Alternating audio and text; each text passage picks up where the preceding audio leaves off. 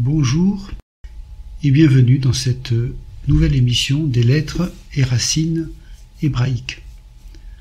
Nous allons voir aujourd'hui un épisode des évangiles, et cela au moment de la scène, le repas qui introduit la Pâque. Jésus va laver les pieds de ses apôtres. Jean 13, versets 3 à 5.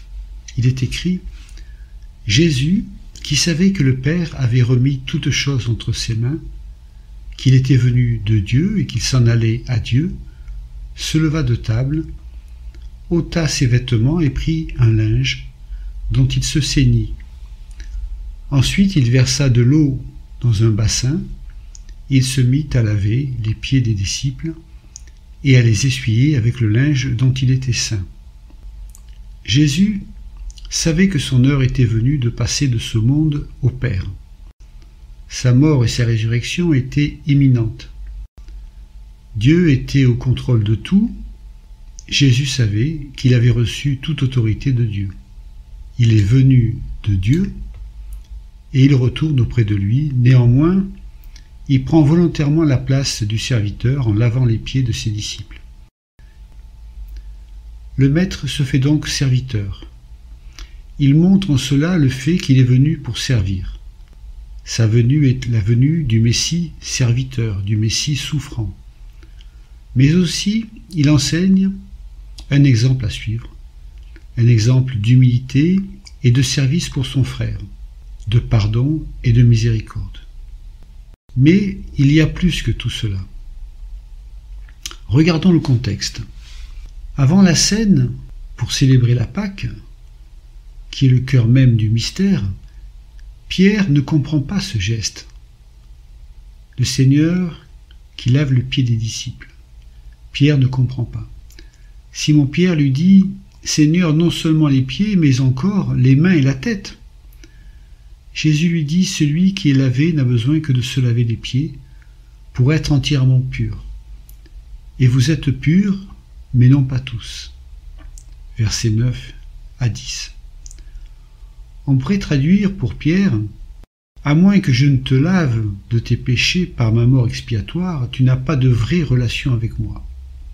Voilà plutôt le sens que veut donner Jésus. Il lave leurs pieds, il guérit ainsi la plaie de l'humanité dont symboliquement les pieds sont porteurs, car ils potentialisent l'être tout entier, l'être malade. Abordons justement cette notion du pied de l'homme blessé. Effectivement, les pieds de l'homme sont blessés symboliquement. Si nous retournons dans le livre de la Genèse, au chapitre 3, nous voyons que suite à la désobéissance d'Adam et d'Ève, un jugement s'exerce, notamment sur le serpent. Il est écrit dans Genèse 3, versets 14 à 15, « L'Éternel Dieu dit au serpent, « Puisque tu as fait cela, tu seras maudit entre tout le bétail et entre tous les animaux des champs. Tu marcheras sur ton ventre, et tu mangeras de la poussière tous les jours de ta vie. Je mettrai inimitié entre toi et la femme, entre la postérité et sa postérité. Celle-ci t'écrasera la tête, mais tu lui blesseras le talon. » Le mot utilisé dans ce passage, « tu lui blesseras le talon », est le mot « chouf », « shin », « vav » et « p », « p » qui peut se prononcer « feu », et qui signifie blesser, écraser. Il blessera le talon. Le talon, évidemment, se trouve au niveau du pied. Donc le pied sera blessé par le serpent. C'est la blessure, donc, liée à la chute. Et l'humanité porte cette blessure. Ce pied, donc, de l'humanité devra être guéri. Le mot talon, akev, veut dire donc talon, mais aussi prononcé akav, signifie supplanter. On peut le lire ainsi, ekev, talon, C'est un aïn, un kof et le bet. Le kof et le bet signifient le récipient et le aïn la source. Donc récipient de la source, c'est le lieu du corps d'où jaillit l'énergie lorsqu'elle est libérée et qui permet par cette énergie l'équilibre, la motricité, le siège de la force. C'est pourquoi le talon a pouvoir de supplanter. Et le même mot veut dire donc talon supplanté. Tout cela est en relation donc évidemment avec le pied. Le pied se dit régel. C'est un resh, un guimel et un lamed. Régel peut se lire principe, resh, du mouvement, guimel, lamed. Cette racine, guimel, lamed, que nous avons souvent abordée dans les émissions précédentes, marque le dynamisme de la libération. Le goël, le libérateur. Guimel, lamed symbolise un dynamisme de libération qu'on retrouve dans Golgotha, Golgalout, libération de l'exil. Donc, le pied contient la potentialité de l'homme. Le pied est aussi un sujet de joie, de fête, avec cette motricité. On retrouve cela dans les expressions populaires, se régaler, régel le pied, se régaler, prendre son pied. Mais, par la chute évoquée dans Genèse 3, la relation naturelle et épanouissante avec le ciel est interrompue. L'intrusion du péché amène la mort spirituelle. Et c'est comme si les énergies s'écoulent à présent vers le bas, au niveau du pied, siège de la force du mouvement et de la verticalité, par un trou béant et une blessure. Le serpent blessera le talon, donc le pied de la postérité d'Ève, c'est-à-dire de l'humanité. Le serpent mangera la poussière, c'est-à-dire qu'il se nourrit de l'énergie de l'homme en l'incitant à pécher.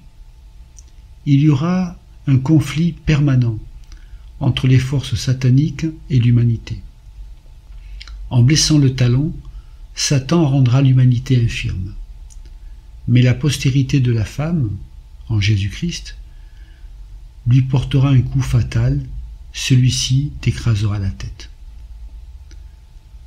Puis viennent les prémices d'une guérison de l'humanité, où l'on retrouve le talon, et donc le pied, avec notamment l'histoire d'Ésaü et de Jacob.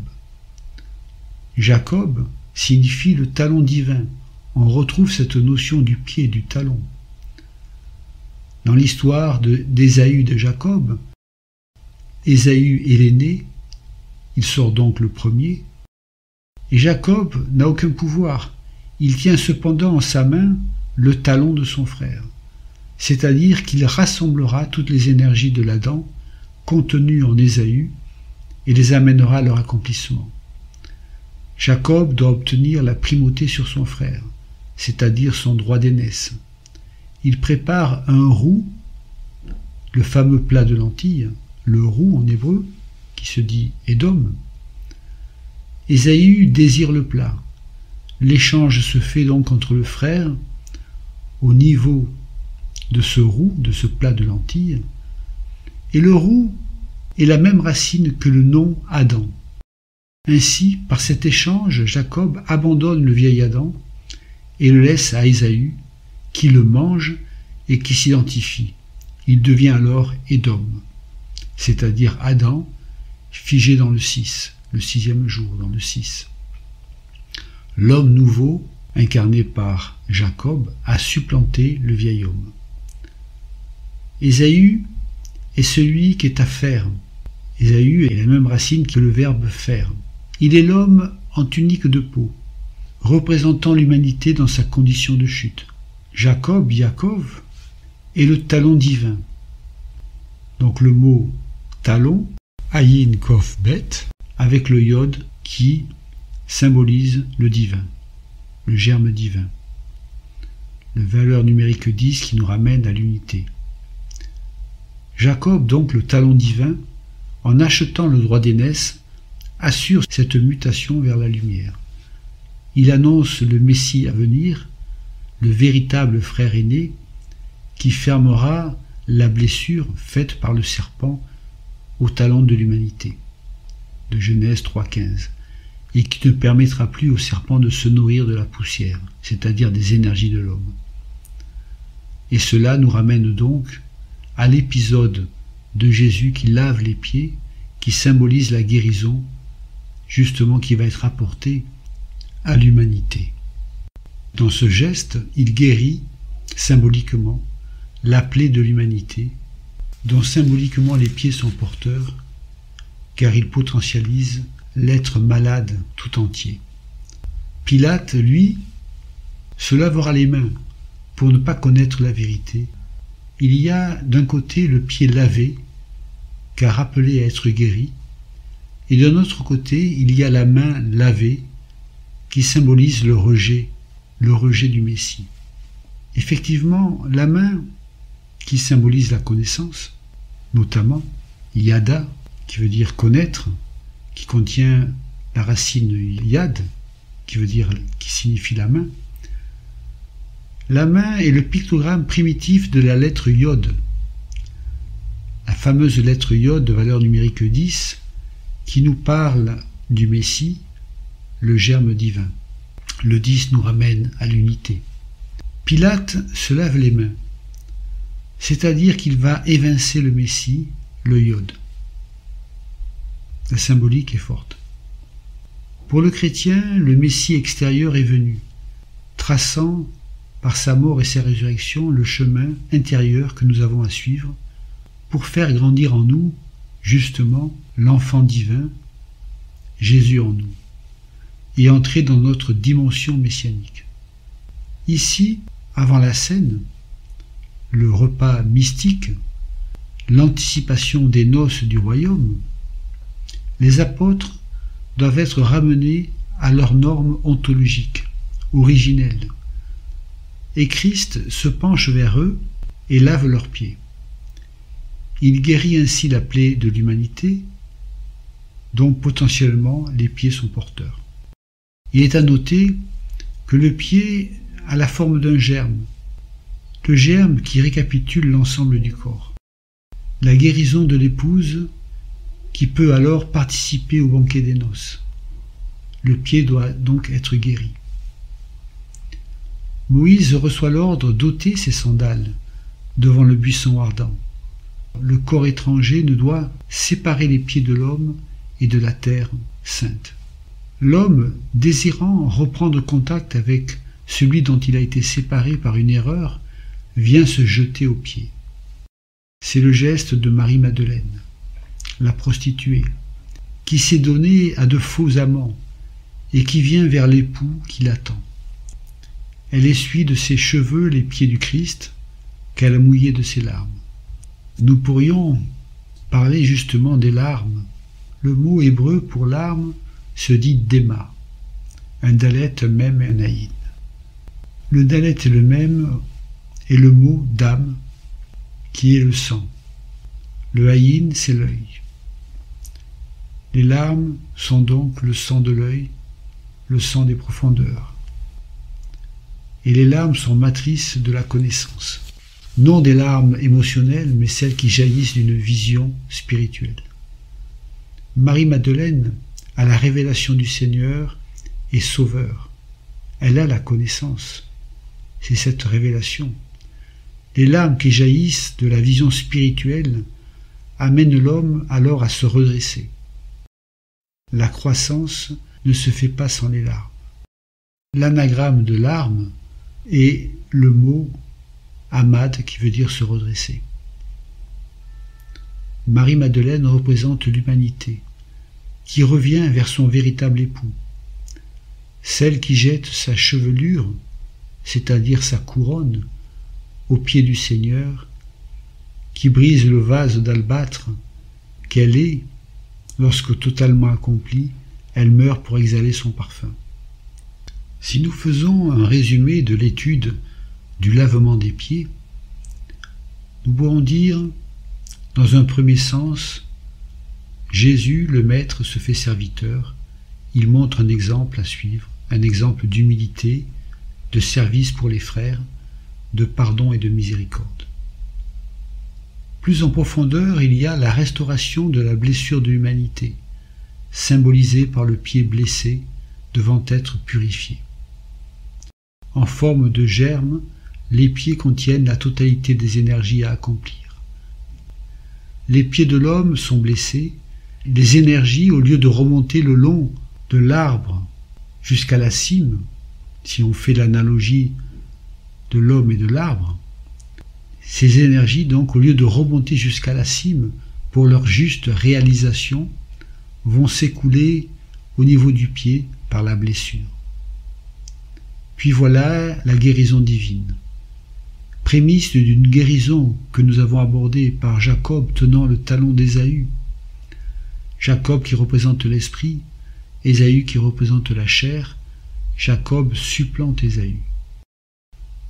Il y a la pénitence de l'humanité, symbolisée par Marie-Madeleine, la prostituée venant oindre le parfum des pieds du Christ et se jetant aux pieds du Seigneur, lavant ses pieds, les pieds du Seigneur par ses larmes. La guérison totale de l'humanité avec les apôtres, avec le Christ qui va laver les pieds des disciples. Voilà, que le Seigneur vous bénisse et à bientôt.